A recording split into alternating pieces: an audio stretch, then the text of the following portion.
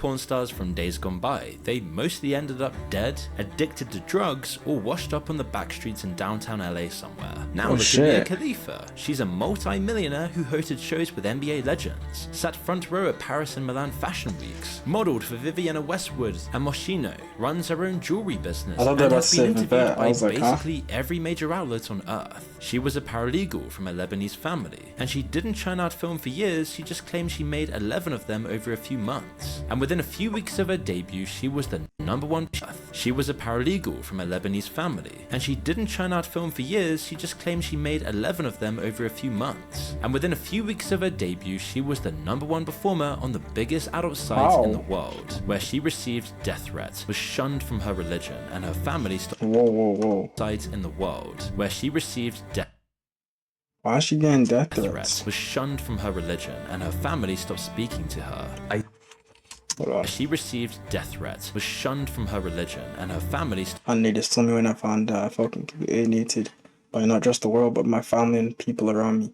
Especially after I quit and I was still alone, even though I left. I just realized some mistakes aren't forgivable. But time was old ones and things are getting better now. She was. To her. ISIS was after you? I'm not allowed back in Lebanon. I was banned from the Middle East. Which is crazy, because they're the ones who watch my videos the most. Then she walked away from the industry forever after making just $12,000, or at least that's what she claimed. You were paid a grand total of $12,000 US, and yet you made millions and millions of dollars for both Bang. On my life savings, that's not true. Nigga said $12,000. Lies. The company that you at least a mil. The aggregating site. How could that be? That's just how it is. But between then and now, Mia Khalifa, like so many others, has used porn to become, in every sense of the word, famous. Not infamous, but legitimately famous, rubbing shoulders with A-listers and getting invited to their cocktail parties. Something huge happened in the world of adult content. Hold on, she rubbed shoulders with me, yeah, I'm just saying. Blind to status and generational wealth. For Sarah Jo Chamoun, which is Mia's real name, she grew up right alongside the internet, and more specifically at a turning point for the sex industry. I mean, I'm a kid who grew up playing World of Warcraft and using dial-up internet and fixing the computer at home when it broke. Like, that was my job because I was of that generation. So I think that I've always had a knack for what I like to consume online, which in turn influenced how I like to be online. Adult content back then was an analog affair, driven by VHS tapes, magazines, and adult video stores. The money was limited and controlled by the gatekeepers. Performers like Mia got paid per scene, with no way to self-publish or go independent. And like so many others, she was pulled off the street in Miami by a random man who asked if she thought about modeling, suggesting she come down to a studio and take a look around. The studio was Bang Bros, one of the leading studios at the time. It wasn't just, hey, do you want to come do porn? It was more so, oh, you're beautiful. Like, would you like to do some modeling? Oh, you know, you have a great body. Like, I think you'd be great in nude modeling. Things like that. And after I came and toured the studio, you know, it was very respectable. It was a gorgeous location. It was in Miami, in Doral, Florida. It was clean. Everyone who worked there was nice. All of their cubicles were decorated with family photos. Like, it was nothing. She signed the paperwork, came back the next day, filmed her first scene, and a month in, they put her in a hijab, which was incredibly controversial but decisive for her career. No, she that's told crazy, the studio that the video was going to get her killed. I verbatim told them, you guys are gonna get me killed. And they said? They just laughed. She did it anyway, and after it premiered, the avalanche started. Radical Islamic sympathizers hacked her Instagram and covered it in propaganda. They photoshopped a picture of her onto someone being beheaded. Her family disowned her. They photoshopped a picture of me onto someone getting beheaded. And they said something along the lines of, you're next. She quit less than a month later, but none of this blew over like she hoped it would, and she couldn't get back into regular employment. I realized that I can never work a normal job again. Bang Bros disputed her account of her career and her argument that they ripped her off. They eventually created a website dedicated to calling her out, called factspeakfiction.co, pushing back on her claims and stating that they paid her over $178,000. They even said she filmed before with a different studio under the name Mia Khalifa before Bang Bros, and that her entire narrative was just a total lie. She claimed she walked away from adult content with her head held high, but adult content hadn't walked away from her. so naturally there was only one way to climb back up the ladder, and OnlyFans took over the entire industry at that exact moment. When Mia joined OnlyFans in 2020, she framed it as a moral response to the Beirut port explosion that killed 218 people in her home country. She publicly pledged to donate the first $100,000 she made on the platform. In 2020, I decided to join OnlyFans after the Beirut blast. I made the decision to join OnlyFans and donate. If I was able to make $100,000, I am donating $100,000, and that's why I'm joining this platform. It doesn't take a very high level of skepticism to wonder whether that was true or just ethical positioning. But either way, it clearly worked out for her career. This is where Mia Khalifa became the bridge between two completely different worlds. The old world of adult content that chewed the old porn stars up and spat them out, leaving them in places like the tunnels under Las Vegas. And then there's the new world of adult content that makes celebrity entrepreneurs. Let's take Sophie Rain. In 2022, she was a 19-year-old waitress barely covering her bills. She didn't come from an adult entertainment background, but OnlyFans was still her exit. Yo, I swear, bro. Hold on, Sophie Rain has been 18 for at least 5 years now, bro. Like, every time I see her, she says she's freshly 18 and freshly virgin. We're not believing that. I'll try it so I can get out of this serving job, because I was just serving. I was working literally every day, 9 to 5. Restaurant? It's called Papa Joe's. It was some Italian restaurant down in Tampa. But it was fun. Like, I loved it. I loved serving, but I just wasn't making money. It all kicked off with her infamous Spider-Man video. Every time I was like, no, it's not me. No, it's not me. They're like, no, you're lying. It is. So I just kind of ran with it. It wasn't even her, but she made about $95 million in 3 years from a case of mistaken identity. So in 3 years, how much have you made? I think last time I checked, it was at $95 million. Holy. Here's what really happened. Just give her a max September contract, 2023, bro. Sophie and her sister Sierra posted a Spider-Man themed photo set on their OnlyFans. Around the same time, another creator called Naomi, who happens to look like Sophie, filmed an explicit video in a skin-tight black Spider-Man suit. The internet saw the photo set and the explicit video and conflated the two. Millions of men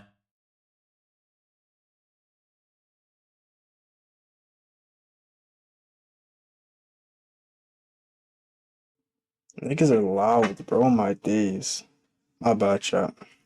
Let me go back. And called Naomi posted a Spider-Man themed photo set on their OnlyFans. Around the same time, another creator called Naomi, who happens to look like Sophie, filmed an explicit video in a skin-tight black Spider-Man suit. The internet saw the photo set and the explicit video and conflated the two. Millions of men became convinced Sophie had secretly leaked hardcore content. She clocked that it was free traffic and started dressing up as Spider-Man on TikTok to deliberately stoke the rumor. There is no real Sophie Rain Spider-Man video. The whole thing is a fantasy that lived in the minds of her audience. She also to be very smart, Kyle. I hate the player, not the game, bro. I mean, hate the game, not the player. Like, if someone's just not gonna believe that it's not your video, nigga, I'll claim the video and make 95 mil. That's cool. Created scarcity around her content by describing herself as a virgin, though she backtracked on that a year later. I don't think people talk enough about how much these addictions can quietly affect your life, especially when it starts early in your life. It's one of those things that seems harmless at first, but over time it chips away at your focus, your discipline, and even your confidence. And the worst part is, most people try to fix it with willpower alone, which almost never works long term.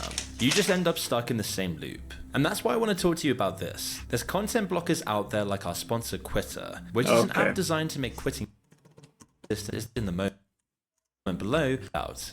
Sophie said her content involves some level of nudity, which is probably understated, but she's definitely not out there doing what Bonnie Blue is doing, which epitomizes exactly what adult content has become, selling the fantasy of personal access to an attractive woman. Sophie now has 16 million Instagram followers. When she walks through a shopping mall in Miami, paparazzi camp outside to ask her about her rumored collab with Drake. The mansion she co-founded with 7 other OnlyFans creators was described in the mainstream press as the Gen Z version of the Playboy Mansion. She's constantly associated with big celebrity events. The industry has swallowed itself and given birth to something entirely new. A monetized intimacy economy where the content can be softer, the stigma lower, and the money exponentially bigger, all while the sexual acts are actually increasingly optional. What the f*** are the guys paying for at that point? It's curiosity, and then also with that specific person. Yeah, I guess, right? Yeah. Yeah, because you can sit there and have a conversation with me, you know, like you don't get that just from going on Instagram. Mia got paid $12,000 for explicit permanent graphic content. Sophie got paid $1.4 million by one man for messages. And that was back in 2025. It's over $6 million now. Whoa. She's whoa. Man for messages. And that was back in. Sophie got paid $1.4 million by one man for messages. Yo, guys are losers, bro. 1.4 million just to talk to her. I don't even know you. She's not even gonna let you crack too. So that's actually making me mad, bro. It was back in 2025. It's over $6 million now. I want to say last time I checked, it was like 1.4. Wow. Wow. But that was like, that's of all My time. God. That's of all time. And I've been doing this for going on 2 years now. Who the f is this guy? That's got to be like a fucking Middle Eastern prince. I can't say much, obviously, because I'm not going to air anyone's shit out. Yeah. But he's a good guy. Rightly or wrongly, it's still destroyed He's a good guy. He's a fucking loser. That's what he is, bro. aspects of her social life. Her parents both got fired and she became their provider. Right now, like, I'm supporting them completely. They both got fired from their jobs because of me. So I feel a little bit of guilt in that, and like I feel like I need to provide for them also because my fault, I guess. Sophie Rain built an empire on a video that never existed, but a couple of years before that, a young actress called Chloe Cherry ran the inverse strategy for the same result. She'd moved to Miami the week she turned 18 to do adult content, and spent the next few years becoming one of the most watched performers on Pornhub. Then during lockdown, she filmed a graphic parody of HBO's teen drama Euphoria. Not long after, the real creator of the genuine Euphoria emailed her asking her to audition for the show. She got the part, again proving how porn can scaffold women to a new path of life. Within months of her first episode airing, she'd walked New York and Milan Fashion Week, fronted a Versailles campaign, and starred in the music video for Charli XCX's 360. In just under a year, she went from being the most watched woman on a specific category to being a face the fashion industry was actively competing for. This isn't entirely new. 20 years before OnlyFans existed, a young LA socialite proved that a leaked sex tape didn't have to end a woman's career. Kim Kardashian. You could actually build one. That woman was Kim Kardashian, one of the most widely known names on the planet. The promiscuity of people like herself and Paris Hilton was creating sex entrepreneurs without going through the industry. It was classier, more refined, and more marketable. The Kardashian tape was filmed with her then boyfriend Ray J in 2003. It went public in February 2007. At the time, an explicit video of a young woman with no particular fame or career wasn't viewed as the norm like it might be today. When these tapes leaked, they were massive news stories, and the entertainment industry was paying very close attention. Because somewhere in the media today, that vid is in the all-timers, bro. It's a Hall of Fame vid. Frenzy that followed, someone in a boardroom ran the calculations, and the math said that what happened to Kim Kardashian could be converted with the right packaging into one of the most lucrative television deals of the decade. Keeping Up with the Kardashians premiered 8 months later and propelled the whole family to the center of celebrity culture for nearly a decade. Today, Kim Kardashian's worth roughly $1.7 billion, and the tape that kicks it all off is a mere footnote in her CV. Would you be where you are had there not been a tape? No. You know the answer. I think that's how I was definitely introduced to the world. It was a negative way, so I felt like I really had to work 10 times harder to get people to see the real me. She's quite honest about impact, saying the worst part wasn't the humiliation itself, but having to explain the tape to her grandmother. She says she was grateful her father had died 4 years earlier and didn't live to see it. I had to explain that to my grandmother. So I think I was more... And you're most glad you didn't have to explain it to... my father. Which is basically a premonition of how many OnlyFans models feel today. OnlyFans relies on publicity and self-promotion. Who's that? Was that Piper Raquel? OnlyFans models feel today. OnlyFans relies on publicity and self-promotion. You can't easily shoot scenes under an alias and hide them as a double life. What Kim had inadvertently proved is that attention itself is the asset, and you need to market yourself as a person. Whatever generates the attention is almost secondary. The market logic of modern porn rewards whatever generates the most clicks, and everything else is downstream of that rule. Which is exactly why marketing stunts are getting more controversial and extreme. The Hall of Fame today looks more like an arms race where performers compete for a share of the audience's attention. Like in 2019 when Beldell Fiend sold jars of... Hold on. More controversial and extreme. The Hall of Fame today looks more like an arms race where performers compete for a share of the audience's attention. Like I was saying, he was in the Hall of Fame for a coin stories, bro. Like, Niggas need to make like a top 5 list of Hall of Famers, bro. Hall of Fame today looks more like an arms race where performers compete for a share of the audience's attention. Like in 2019 when Belle Delphine sold jars of her own bath water for $35 each. She faked her own arrest with a photoshopped Metropolitan Police mugshot and briefly ran a account that turned out to be videos of 2 roosters. Her whole thing was just absurdist performance art dressed up as sex work, and it made her one of the most famous e-girls on the internet. In 2021, a 17-year-old called Bad Barbie, who had become briefly famous on Dr. Phil for telling the audience to catch her outside, teased her OnlyFans launch for weeks on Instagram. She then opened the account the day she turned 18 and made $1 million in 6 hours. Lil Tay would then follow. There's actually some preds out there, bro. There's preds out there. In May 2025, an Australian creator called Annie Knight hired a swingers club on the Gold Coast and had sex with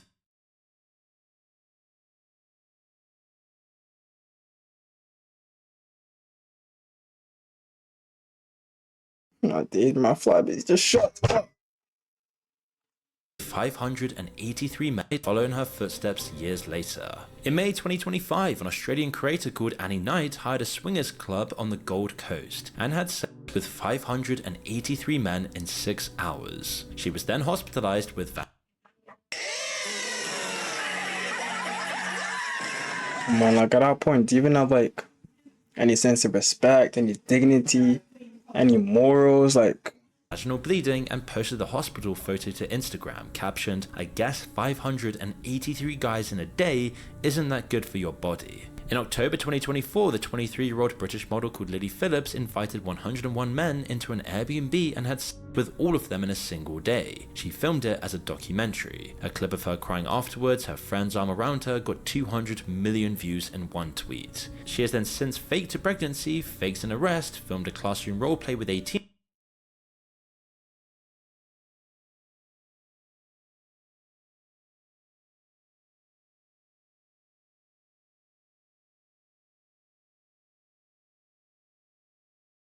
Yo, I swear, if these niggas don't shut up, bro, I'm just gonna lose my mind.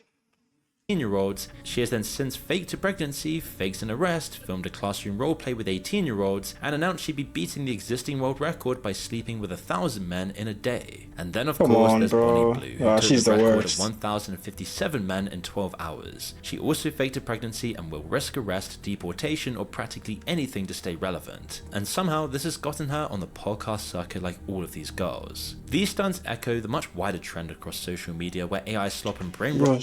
Bro, look at her eyes, bro. These stunts echo the. Yeah, she's a real life succubus, but she has no life in her eyes, bro.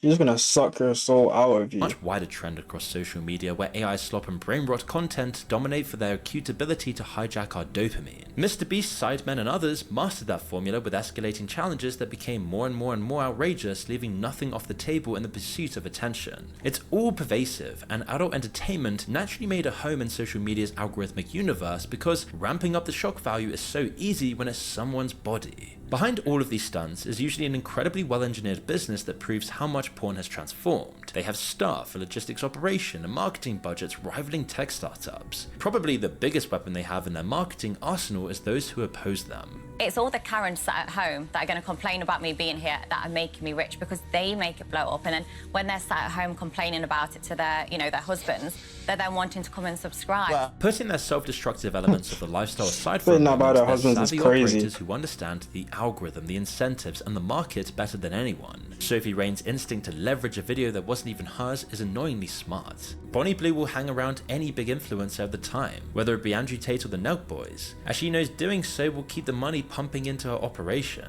Mia Khalifa found a way to make herself look innocent in front of mainstream audiences, and this is why culture had to stop ignoring them. Every magazine, podcast, and TV channel is starving for attention, and these women are sitting on more of it than anyone else in the room. Ignoring them doesn't make them go away, it just hands the traffic to whoever covers them instead. Screen, bro. So the commercial decision becomes to platform them, like when Bonnie Blue said this on UK daytime TV when anyone could have been watching. You're like a Premiership footballer, you're balls. I mean, I work with balls, so it's the same There we go. So, very legal, 18-year-olds. Because as I started my content, I realised it was not necessarily relatable to the average person, and I wanted to make my content relatable. I'm just a girl, I'm relatable, I'm sort of the girl next door vibes. People commented things like interviewing a Hold on. I'm relatable. 600K in a month. How much is she making in a year? Yo, my brain is not working. 7.2 mil. Oh my god.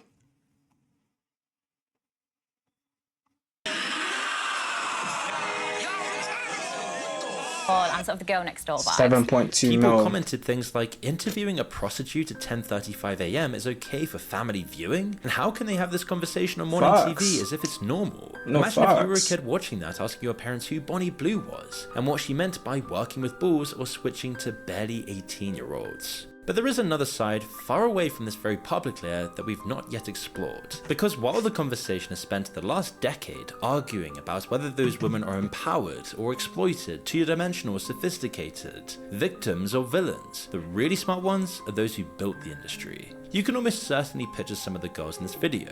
You know what Mia looks like, you know what Kim looks like, you'd recognize Bonnie Blue in a supermarket. These are some of the most visible people alive. The men who own the platforms they work on, however, are notoriously invisible. When Mia Khalifa was filming for Bang Bros in late 2014, Bang Bros was independent, but was soon rolled up into a vast internet empire backed by institutional cash and managed by faceless executives. The parent structure behind most of her distribution was a Canadian-operated conglomerate called MindGeek, which owned Pornhub, RedTube, Brazzers, and several hundred other sites, they own all goats in this controlled through a shit. network of shell companies. Listen, MindGeek owns all. MindGeek owns Hall of Fame websites, bro. Oh my god. Brazzers and several hundred other sites, all controlled through a network of shell companies across the world. One of its recent owners, a guy called Bernd Bergmair, wasn't known to the media or photographed in public until recently. MindGeek wasn't just built for the love of the game to the media.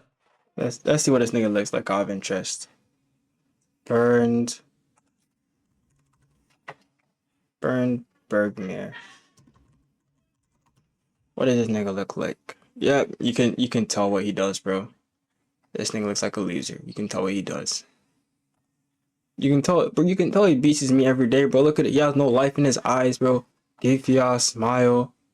You can tell you can tell he owns everything to do with this shit, bro.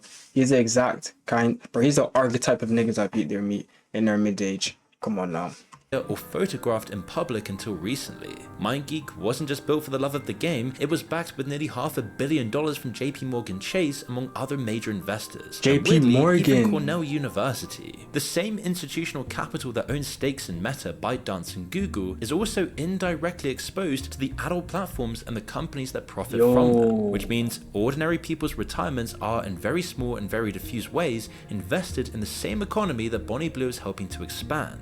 OnlyFans is the next level, springing out of the studios and making the girls do most, if not all, of the legwork. And when you look at what OnlyFans really is, it looks exactly like Amazon, Fiverr, or DoorDash. Thousands of near identical thumbnails of near identical women doing near identical poses, all fighting for the same attention, all undercutting each other on price, all promising more than the last one. It personifies the direction of today's tech industry. It's the gig economy with sex as the product, using a subscription model backed by viral marketing. On the top layer, the man who owned OnlyFans until his death in March was worth $4.7 billion. On the bottom layer, for every Sophie Rain, roughly 10,000 women upload content nobody is paying for, subsidizing the traffic that makes Sophie Rain possible, while the platform takes a big cut, routed through a holding company, and into a private equity deal being negotiated in Silicon Valley, all to completely our entire society and do untold damage to our culture because of this. What has been labeled as empowerment really involves giving someone on OnlyFans the ability to negotiate the terms of her own exploitation, take home a larger cut of it, and then call the result a business, which on the individual level looks like a meaningful improvement versus Mia Khalifa's situation in 2014.